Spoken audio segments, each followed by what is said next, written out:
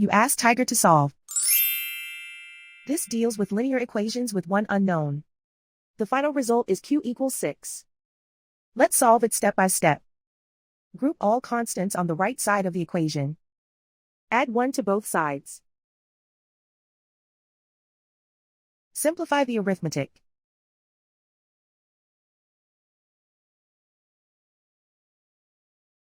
Isolate the q. Multiply both sides by 2. Group like terms. Multiply the coefficients. Simplify the fraction.